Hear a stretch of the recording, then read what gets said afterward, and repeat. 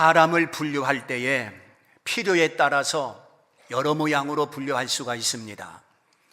연령에 따라 분류할 수도 있을 것이고, 성별에 따라 분류할 수도 있을 것이고, 특별한 경우에 지역을 따라 분류할 수도 있을 것입니다. 마지막 때 하나님께서 사람을 분류할 때에 연령으로 아니면 성별로 혹은 지역으로 분류하는 것이 아니라 믿는 자냐 믿지 않는 자냐, 하나님은 오직 이분법뿐입니다. 신자냐 불신자라 하나님께서 그렇게 나누십니다. 믿는 자 중에도 예수를 잘 믿느냐 잘못 믿느냐에 따라서 상급이 주어질 것을 약속하고 있습니다. 믿느냐 믿지 않느냐에 따라서 어떤 부류는 천국으로, 어떤 부류는 지옥으로 그렇게 나눌 것을 성경은 우리에게 말씀하고 있습니다. 그렇다고 한다면 오늘 우리는 어느 편에 있는가, 어느 쪽에 있는가 심각하게 내 자신을 살펴야 될 것입니다. 첫째, 믿는 사람과 믿지 못하는 사람이 있습니다. 37절 말씀을 보니까 이렇게 많은 표적을 그들 앞에서 행하셨으나 그를 믿지 아니하니라고 말씀하고 있습니다. 예수님께서 수많은 표적을 행하셨습니다. 물이 포도주로 변화되는 표적과 함께 주님께서 공생애를 하시면서 얼마나 많은 기사와 표적과 이적을 행했는지 성경에 가득 차 있는 것을 볼 수 있습니다. 당시로서는 불치병입니다. 백약이 무효입니다.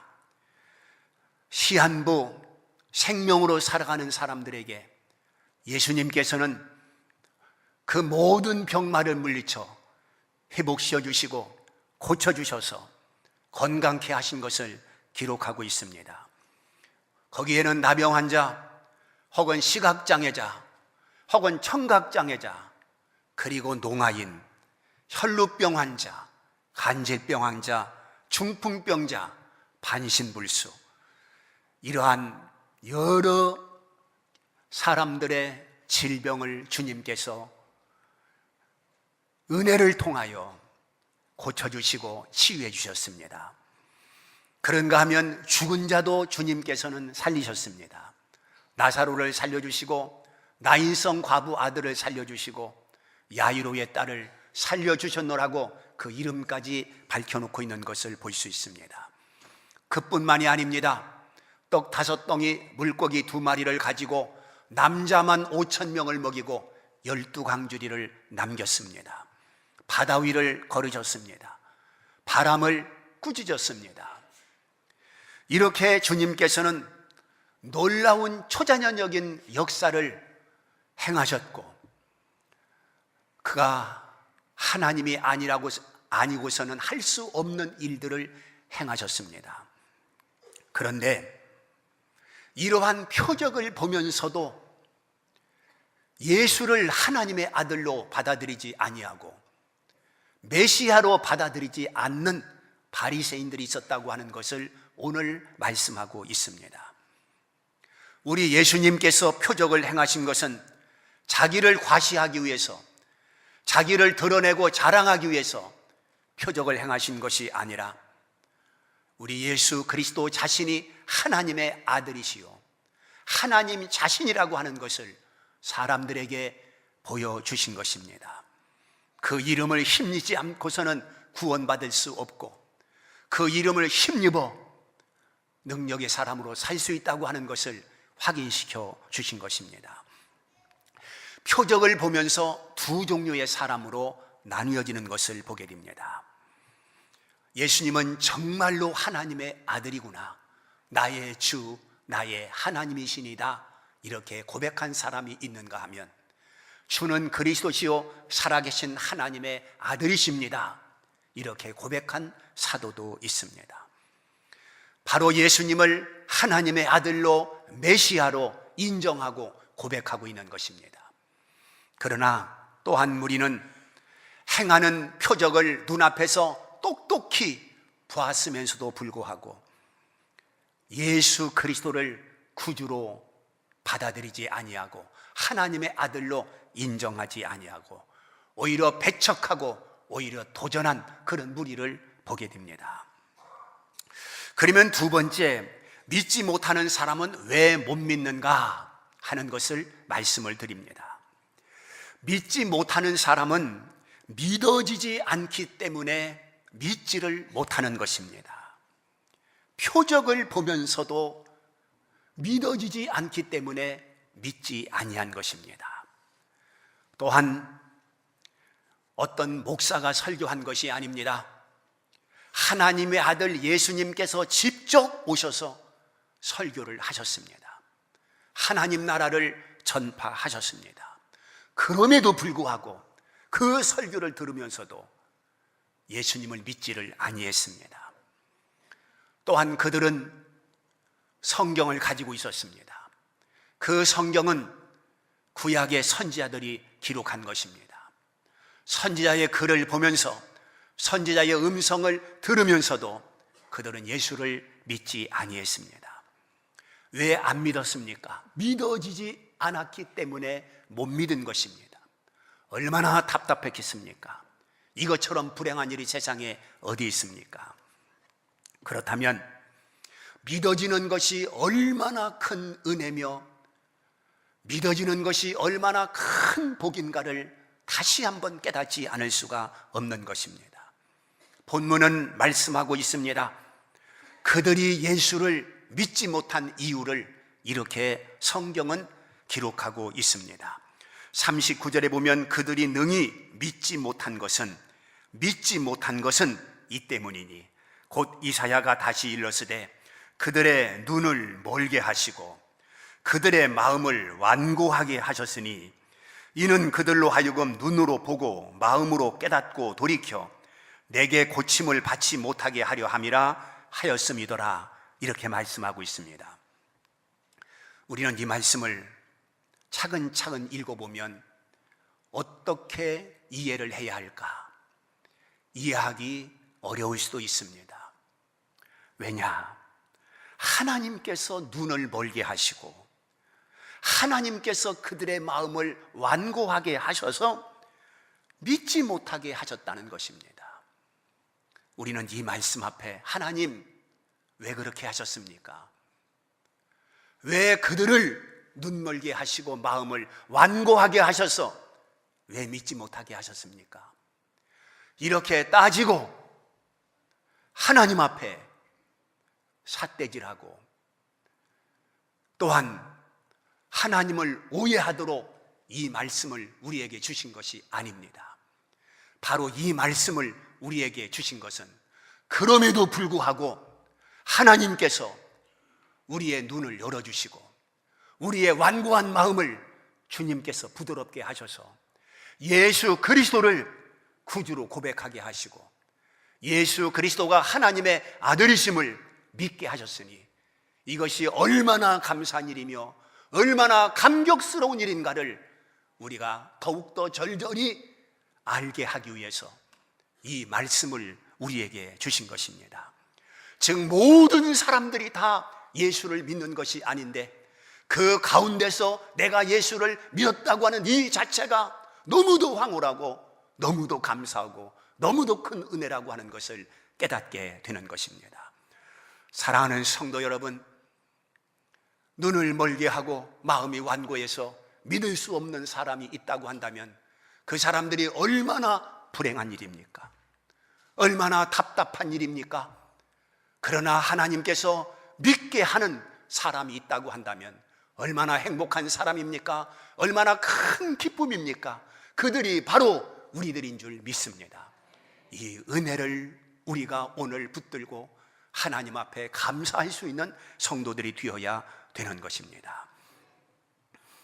우리는 은혜에 속한 자들인 것입니다. 내가 예수를 믿는 것은 하나님께서 믿게 해주셔서 믿고 있다고 하는 것을 생각할 때에 이것이 바로 기적이라면 기적이고 능력이라면 능력이고 은혜라면 은혜인 것입니다. 내가 지금 예수를 믿고 있는 것은 내 지식도 아니고 내 의지도 아니고 또한 내 능력도 아니고 내 성격도 아니라 오직 하나님께서 내 눈을 열어주셨고 내 완고한 것을 주님께서 부드럽게 하시고 겸손하게 하셔서 예수님을 받아들이게 하셨기 때문에 내가 지금 예수를 믿고 있다고 한다면 우리는 하나님 앞에 감사한 마음 그거 하나밖에는 없는 것입니다. 예수를 믿고 안 믿고는 내게 있는 것이 아니라 결국 하나님에게 있다, 그런 말입니다. 그러므로 내가 예수를 믿고 있다는 이 사실 앞에 오늘 우리는 하나님 앞에 오직 찬송을 부를 수밖에 없고, 하나님 은혜 감사합니다, 하나님의 은혜 너무너무 고맙습니다, 이렇게 고백할 수밖에 없는 나임을 알게 되는 것입니다. 오늘 내가 예수 믿으며 사는 것이 얼마나 큰 복인가, 내가 예수를 믿고 사는 것이 이것이 얼마나 큰 축복인가 지금은 잘 모릅니다. 그러나 하나님 나라에 가게 되면 우리의 생명이 끊어지는 그날, 우리는 천사의 손에 받들려 영광스러운 그 나라에 들어가는 그날 우리는 감격할 것입니다. 그때 가면 천국이 얼마나 좋은 곳인가를 알게 될 것입니다. 우리가 세상에 사는 동안은 깨닫지 못합니다. 왜냐하면 이 세상은 천국이 없기 때문에 그렇습니다. 그래서 세상에서 천국을 경험해 보지 못했기 때문에 천국이 얼마나 좋은지를 우리는 알지를 못합니다. 오히려 좁은 길을 걸어가면서 힘들어하고 좁은 길을 걸어가면서 성도들이 어려움을 겪고 시련을 겪으면서 살고 있습니다. 그러나 머지않아 우리는 그 나라에 가게 될 것입니다. 그 나라에 가면 가장 영광스러운 자리에 우리가 있을 것이고, 다시는 곡하는 것이 없고 다시는 아픈 것이 없고 다시는 애통하는 것이 없는 하나님 나라의 영광을 우리가 누리게 될 것입니다. 거기에 모든 사람들이 가는 곳이 아니라 하나님께서 구별해서 그 나라에 갈 수 있는 자를 가리웠다고 생각할 때, 그 가운데 우리가 포함된 것을 생각할 때 어찌 감격하지 아니할 수가 있겠습니까?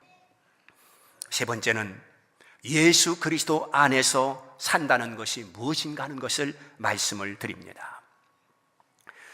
예수 그리스도 안에서 산다고 하는 것은 은혜를 은혜로 알고 사는 것을 말합니다. 은혜를 은혜로 알고 산다.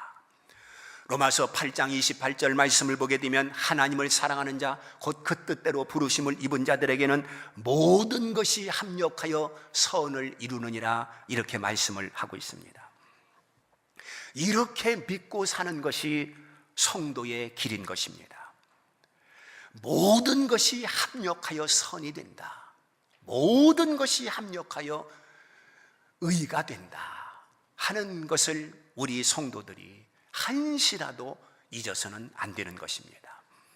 예를 들어 말씀을 드린다면, 설령 내가 하나님 앞에 떡을 달라고 기도합니다. 하나님, 떡을 주시옵소서. 반드시 떡을 주셔야 되겠나이다. 그런데 하나님께서 달라는 떡은 주지 않고 돌을 주었습니다. 또 하나님 앞에 생선을 달라고 기도했습니다. 그런데 하나님께서 원하는 생선은 주지 않고 뱀을 주었습니다. 이럴 때 우리는 어떻게 해야 되겠습니까? 두 종류의 사람이 있습니다. 하나는 신앙적인 태도, 신앙적인 반응을 일으키는 사람이 있습니다. 내가 하나님 앞에 돌을 달라고 기도한 것이 아니라 떡을 달라고 기도했는데 하나님께서 돌을 주셨다. 여기는 분명히 하나님의 뜻이 있을 거야. 분명히 하나님의 어떤 계획이 있을 거야. 그러니 하나님이 주신 이 돌이라도 내가 은혜로 받고 감사로 받고 하나님 앞에 영광을 올려드리자, 이런 신앙적인 마음을 가진 사람이 있을 수 있습니다. 그러나 반대로 불신앙적인 태도, 불신앙적인 반응을 나타내는 사람이 있습니다. 하나님, 이럴 수 있습니까? 내가 하나님 앞에 그렇게 부르짖어, 내가 하나님 앞에 밤새워 떡을 달라고 기도했는데 하나님께서 고작 돌을 주십니까? 아니, 흔한 게 돌인데 돌을 주시기로 말하면 내가 구하지도 아니했을 것입니다. 하나님, 너무하십니다. 이렇게 하나님 앞에 원망하며 하나님을 불평하는 사람이 있을 것입니다. 감사는 무슨 감사? 은혜는 무슨 은혜? 하나님이 있긴 한겨? 하면서 하나님을 무시하고 도전하는 사람이 있을 것입니다. 사랑하는 성도 여러분, 은혜를 은혜로 산다는 것이 무엇입니까? 우리가 2017년도 한 해를 살아갈 때에 우리는 곡절 있는 환경 속에서 살 수밖에 없습니다. 거기는 신음도 있고요, 거기는 눈물도 있고요, 거기는 말할 수 없는 쓰라림도 있을 것입니다. 반드시 곡절 있는 세상에서 살 수밖에 없는 우리들인 것입니다. 여러분들이 2017년도를 살아갈 때 소망은 클 것입니다. 그리고 비단길을 걸어가기를 원할 것이고 꽃길을 걸어가기를 원할 것입니다. 그러나 우리 앞에는 사막길이고 우리 앞에는 광야길이 펼쳐질 수 있습니다. 그럴 때에 우리는 어떤 신앙적인 태도를 가져야 되느냐? 주님, 그래도 감사합니다. 이것도 하나님의 은혜입니다. 이렇게 성도들이 살아야 된다는 말인 것입니다. 내가 구하기는 떡을 구했지만 하나님께서 돌을 주셨을 때에 그 돌을 붙들고 감사할 수 있는, 그것을 은혜라고 찬송할 수 있는 이런 믿음을 성도들이 가져야 되는 것입니다. 이것이 행복이 아니겠습니까? 이것이 믿음으로 사는 사람의 태도가 아니겠습니까? 이렇게 살기를 원하고 있는 것입니다. 하나님께서는 우리들에게 이미 은혜를 베풀어 주었습니다. 돈 주고 살 수 없는 은혜를 이미 부어 주었습니다. 그것이 바로 구원의 은혜요, 그리고 하나님 자신이 우리에게 오셔서 우리의 친구가 되어주셨습니다. 더 이상 무엇을 바라며 더 이상 무엇을 기대하겠습니까? 그 예수 하나면 천국에 갈 수 있고, 그 예수 하나면 행복할 수 있고, 그 예수 하나면 생명이라고 그랬는데 우리가 더 이상 뭘 기대할 수 있겠습니까? 이 엄청난 은혜를 우리가 받았다고 한다면 우리는 곡절 있는 세상에서 살아갈 때에 모든 것을 하나님의 은혜로 받고 살 수 있는 이런 믿음을 성도들이 가져야 되는 것입니다. 오늘 우리는 형편 때문에 감사하는 것이 아닙니다. 여러분, 우리는 형편 때문에 감사하는 자들이 아니라 무슨 형편이든 무슨 사정이든 하나님 앞에 감사하며 살 수 있는 성도들이 되어야 되는 것입니다. 이것이 은혜를 입은 자들의 신앙적인 태도라고 하는 것을 분명히 기억해야 될 것입니다. 감사를 모르고 불평으로 사는 사람은 하나님께서 은혜의 문을 닫아버릴 것입니다. 그래서 세상을 살아갈 때에 하늘문이 닫혀있는 사람이 있고 하늘문이 환하게 열려있는 사람이 있는 것입니다. 하늘문이 닫혀있는 사람은 언제나 답답하게 살 수밖에 없고 은혜를 은혜로 모르고 항상 불평과 불만 속에서 살아갈 수밖에 없는 것입니다. 사랑하는 성도 여러분, 오늘 우리는 진정한 행복이 무엇이냐?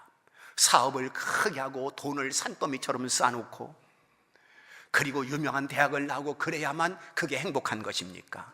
아닙니다. 작은 것을 가지고도 감사할 수 있는 사람, 그리고 고통스러운 환경이라 할지라도 거기서 하나님의 은혜를 찾을 수 있는 사람, 이런 사람이 진정 행복한 사람인 줄 믿습니다. 오늘 성경을 보게 되면 바리새인들은 은혜의 문이 닫혀진 사람들이었었습니다. 왜 그렇습니까? 그들은 눈이 멀었습니다. 그리고 마음이 완고했습니다. 그래서 은혜를 은혜로 받아들이지 못하고 예수를 구주로 받아들이지 못하고 살았던 사람들인 것입니다. 우리 성도들이 가장 슬퍼해야 할 일들이 무엇입니까? 은혜를 은혜로 깨닫지 못하는 것이 가장 슬픈 일이라고 하는 것을 알아야 될 것입니다. 부모님의 은혜도 몰라, 하나님의 은혜도 몰라, 스승의 은혜도 몰라. 이건 답답한 사람인 것입니다. 또한 오늘 우리는 하나님 앞에 예배를 드리고 특별히 하나님 말씀을 듣기 위해서 여기까지 왔습니다. 그런데 하나님 말씀을 들을 때 은혜로 받는 사람이 있는가 하면 전혀 은혜가 되지 않는 사람도 있을 것입니다. 이런 사람은 예배를 허탕친 사람들입니다. 우리는 은혜가 되지 아니할 때 이 답답한 답답한 가슴을 안고 하나님 앞에 회개하며 기도해야 되는 것입니다. 주여, 왜 내 눈을 멀게 하시고 왜 내 마음을 완고하게 하셔서 말씀이 들리지 않습니까? 하나님이 보이지 않습니까? 하나님, 내 눈을 열어주옵소서. 이 완고함을 깨트려서 부드럽게 해주시옵소서. 그래서 볼 수 있는 것을 보게 하시고, 들을 수 있는 것을 듣게 하시고, 깨달을 수 있는 것을 깨닫게 하시옵소서. 이렇게 우리는 하나님 앞에 기도해야 되는 것입니다. 은혜가 안 될 때 답답하게 여겨야 되는 것입니다. 여러분, 질병이나 사고나 문제나 혹은 실패 속에서 하나님의 은혜를 보지 못한다고 하는 것은 내 마음이 완고하다는 것입니다. 내 눈이 멀었다는 것입니다. 그러므로 하나님이요, 이 사건 속에서, 이 사고 속에서, 이 질병 속에서 은혜를 알게 하시고, 여기서 하나님의 뜻을 알게 하시고, 이런 기도가 성도들에게 있어야 되는 것입니다. 여기에 눈물이 필요합니다. 여기에 우리는 하나님 앞에 부르짖어 기도가 필요한 것입니다. 믿음으로 살아가는 모습이 바로 이러한 모습인 것입니다. 이제 결론적으로 말씀을 드리겠습니다. 참으로 감사한 것은 우리가 세상에 태어날 때에 모두가 다 우리 마음은 완고했고, 우리가 세상에 태어날 때 우리는 다 눈이 먼 상태로 태어난 자들입니다. 로마서 3장 10절에 의인은 없나니 하나도 없다. 로마서 3장 23절에 모든 사람이 죄를 범하였음에 하나님의 영광에 이르지 못하더니, 우리는 그 가운데 한 사람들인 것입니다. 그런데 하나님께서 우리의 눈을 띄워주셨습니다. 하나님께서 우리의 교만을 제거해 주셔서 예수 그리스도를 구주로 영접하는 축복을 주셨습니다. 그러므로 우리가 한 해를 살아갈 때에 보이는 것마다, 잡히는 것마다, 행하는 것마다 우리는 하나님의 은혜입니다. 이미 큰 은혜를 받은 우리는 하나님께서 나를 이처럼 사랑하셔서 이 큰 은혜를, 예수라고 하는 은혜를 우리가 주었으니, 우리가 살면서 생기는 모든 것들을 하나님께서 왜 은혜로 내게 주지 않겠습니까? 하나님께서 내게 주는 것은 모두가 다 은혜로 주시는 것입니다. 이것을 알고 한 해를 살아가면서 우리 입술에서는 찬송과 감사와 은혜 감사합니다, 이것이 떠나지 않는 우리 모든 성도들이 되기를 주님의 이름으로 축복을 드립니다.